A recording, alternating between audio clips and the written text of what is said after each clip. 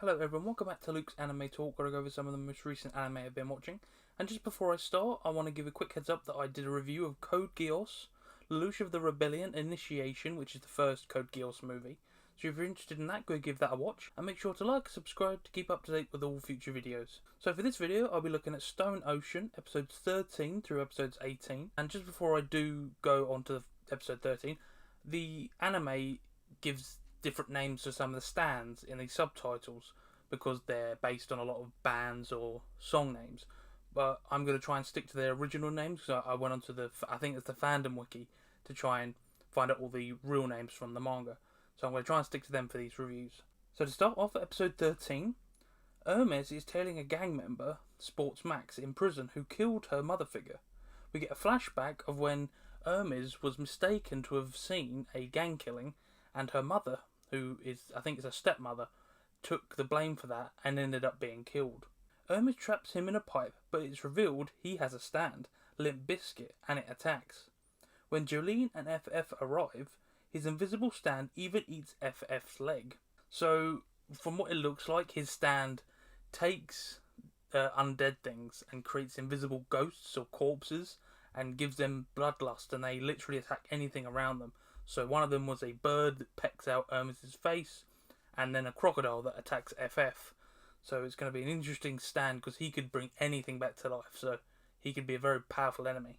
Okay, and then for episode 14, FF kills the alligator, but Sports Max escapes, but soon realises he died in the pipe, and turned himself into an invisible undead. In a fit of rage, he kills a man and woman in the mausoleum. When Jolene and Hermes arrive, they are attacked by multiple invisible undead, created by Sports Max. But Hermes offers herself as bait, and is able to pinpoint Sports Max and finish him off. Basically what she does is she lets them all bite her, and Sports Max bites her head, and she creates a sticker to go on Sports Max's head, and basically ends up pummeling the hell out of him, because his head tries to keep reattaching to his body. She kicks him in the face, knocks the tons of teeth out, and when she pulls the sticker off, the two heads go back together, and then his head explodes and the discs pop out of his head, and he's completely finished. Jolene is found by the guards with Hermes' unconscious body and two dead bodies, so is put into solitary, but she got Sports Max's discs and knows what White Snake is after. So next is episode 15. White Snake tried to revive Dio with the last remaining bone, but it vanished, and that's what Jolene has gone to look for in the Ultra Security Wing. FF and Emporio discuss how to save Jolene and convince Anesui to help. We get a flashback of Dio telling Poochie about a weak stand called Survivor and how troublesome it can be. While guards wash Jolene with a hose, Survivor activates from somewhere, causing the guard to kill another and open all the cells, inciting a fight club, including 4 possible stand users. So from what it shows, the stand Survivor activates through the water, so it's like an electrical current, and goes up into their brains and like makes everyone really angry, and that's why they all start fighting. So it's basically become a big fight club, as I said. Okay, and then to episode 16, the guard immediately attacks Jolene and they fight the whole episode. When Jolene gets the advantage multiple times, she is hit from out of nowhere and chunks taken out of her. Eventually she realises the guard is an unwitting stand user that can call meteors from space as targets with his stand Planet Waves. Jolene sees the bone and someone holding it.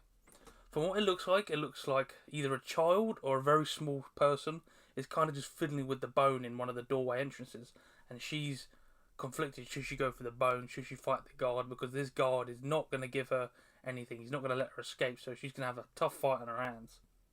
When all looks lost, Jolene uses his power against him and wins. There is one moment where she's fighting this guard and she rips his toenail off, and it's one of the most gruesome scenes I've ever seen. The toenail gets ripped off and it keeps continuing to peel and takes loads of skin off his foot. It is horrible. And even JoJo's, which is known to be pretty violent and not hold back on some of the violence, this was one of the worst things I've ever seen. And I even had to look away because it was cringy. I was like, oh no, I just couldn't look at it.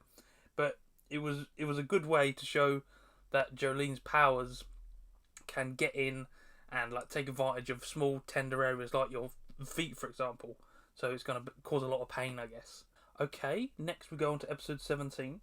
Jolene is now faced with the stand user named Kenzo, and she is joined by FF and Anasui. Jolene and Anasui watch from afar as FF tries to fight Kenzo, but he keeps dodging and hitting her.